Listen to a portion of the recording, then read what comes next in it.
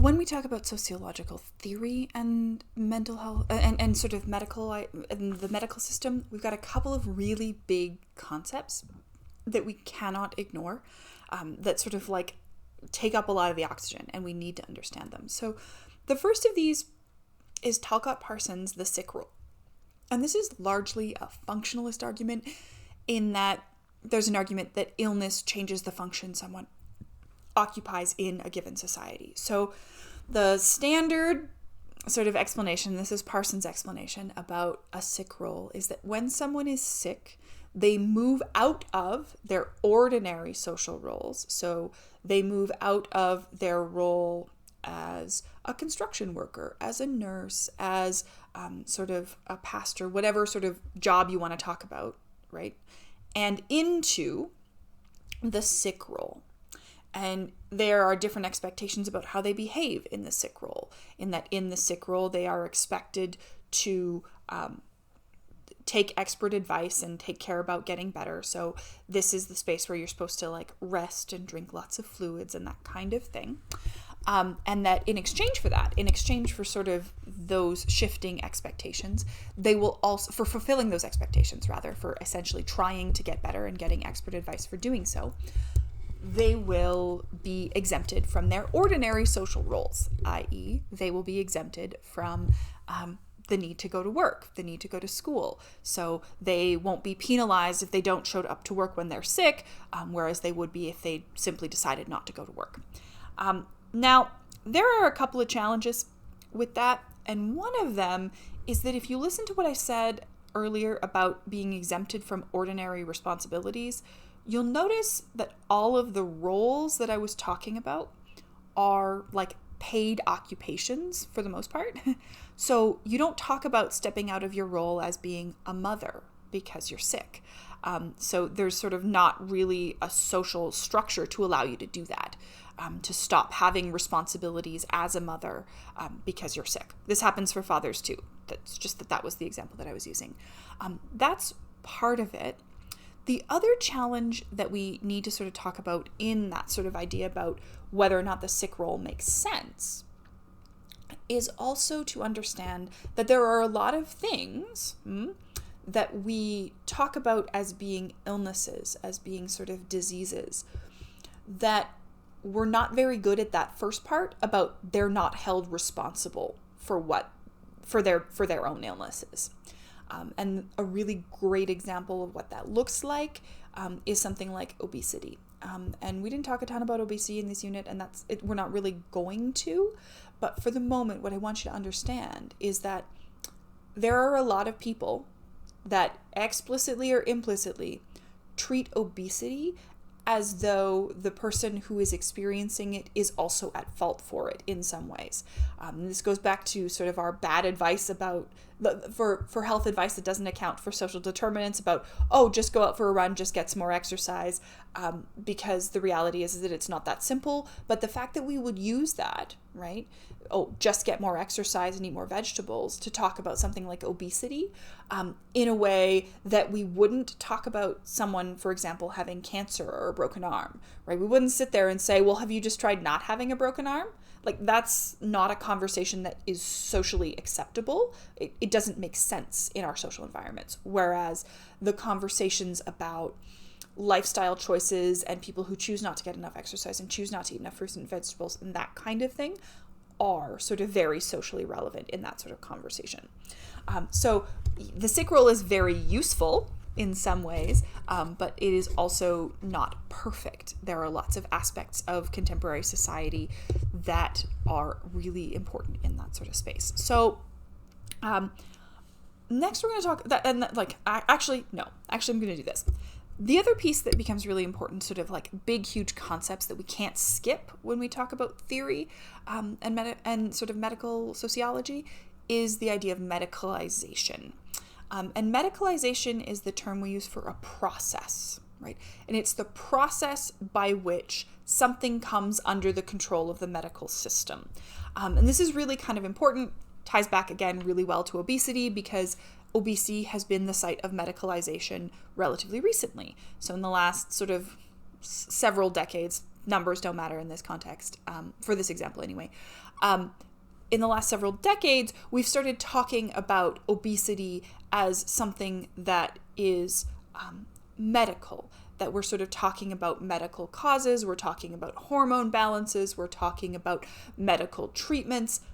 And as imperfect as those are, right, we could also talk for a very long time about all of the challenges about doing that. But as imperfect as those are, it is important to understand that they're quite different than what preceded them. So prior to the process of medicalization around obesity, what you see is obesity being understood as a kind of moral failing, right? So medicalization is the process that takes obesity from being a moral problem, right? You just can't control your urges and you eat too much, to a medical problem. And that process kind of changes who's responsible for it, right? When you make obesity a medical problem, then doctors and nurses and dietitians and that sort of thing are responsible for solving it, rather than individuals sort of being responsible for solving it in and of themselves and sort of just like bucking up and doing better. And when we talk about that in terms of obesity, that can be very helpful, but it also has some really important challenges in it. The postmodernists are sort of a big one for focusing on power, and one of the most powerful discourses, one of the most powerful mechanisms for defining truth in society today is medicine. And so in a lot of ways, like what medical research says kind of goes. And that sort of changes our discussion about obesity, because in some ways it's better to talk about obesity, for example, as not being a moral failing and potentially having other causes, whether those are sort of stress hormones, whether that's content of food, whether that's access to exercise. That's all very useful, but it also sort of privileges a medicalized discourse, and a medical discourse where if the medical doctors say, but you should still lose the weight, you're supposed to do that. And we have a number of sort of conversations, some of you have mentioned them in discussion boards already, about body positivity, about that kind of thing, about accepting sort of variations. So medicalization is not always perfect, but that's also a really important kind of conversation about moving more and more things into the realm of the medical, and placing more and more power for defining what's real and what's not in the hands of doctors. And there's some really like nuanced arguments that we could make in this, but we don't really get into them in this class. There are lots of other social classes that do, though.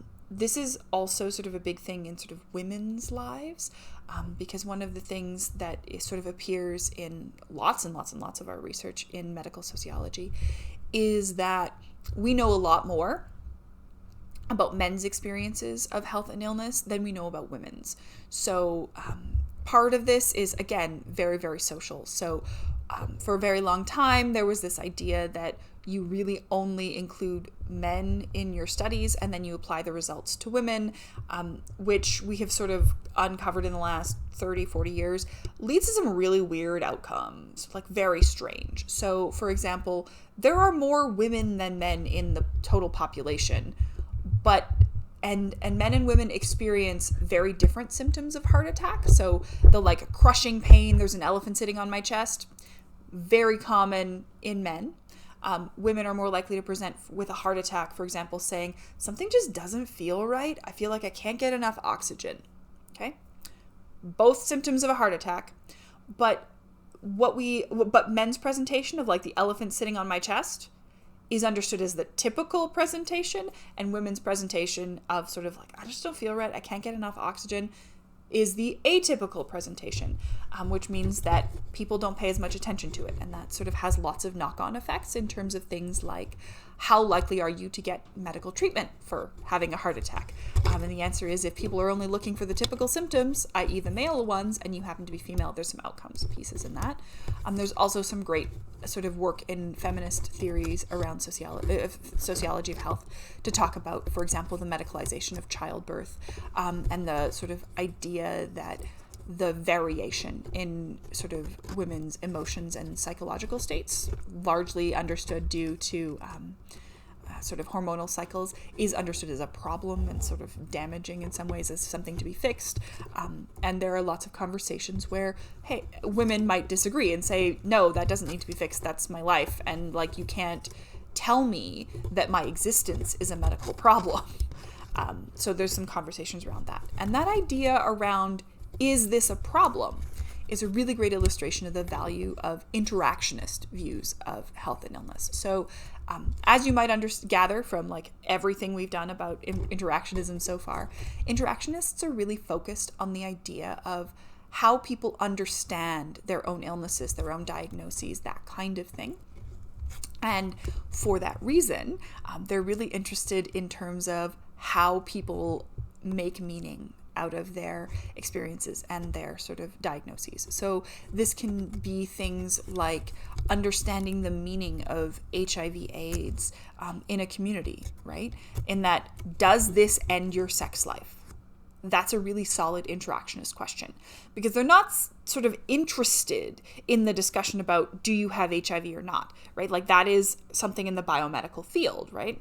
The medical sociologists who are talking about this from an interactionist perspective are not disputing the part about whether you do or do not have HIV. What they're interested in is, what does that mean?